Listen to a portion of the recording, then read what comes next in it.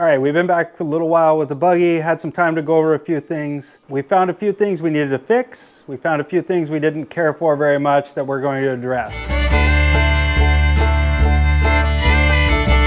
First off, master cylinder. You saw the thrash the night before we left for the shakedown, and the master cylinder wasn't returning to the top. Realized that it was in fact a scarred bore on that thing, so we ordered a new one and replaced it. Tyler pulled the old one apart, confirmed our suspicion, and did a little bit of repair on it. So we think we have a good backup. We're going to keep it in the to-go bag so that we can have some spare parts. After that, we did some reflection, and I figured out that although I was pretty comfortable with the transfer case and shifting, we had pulled the interlock pins completely out of it. Gave us a lot of freedom, but also gave us an element of danger.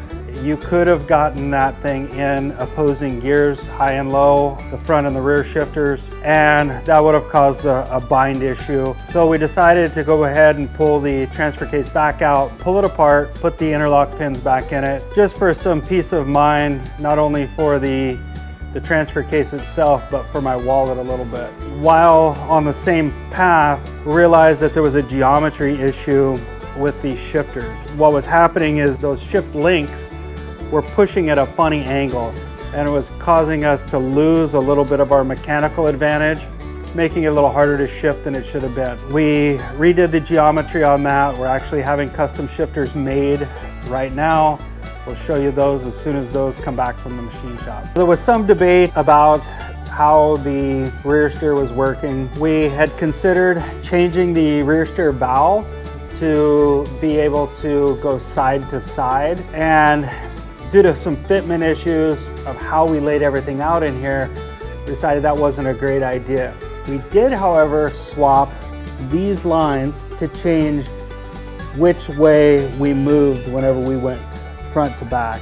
Driver, passenger now. It was opposite before for no other reason than that's how my brain worked whenever I plumbed the valve together. It didn't calculate so well out on the trail when you were trying to take instructions from a spotter of, hey, go driver, go passenger. The other thing that we found while we were in here was that our covers on our ARBs had gotten switched at some point. So then our rear and our front covers were backwards, and at the moment when you're first getting seat time, you need to know exactly where everything is.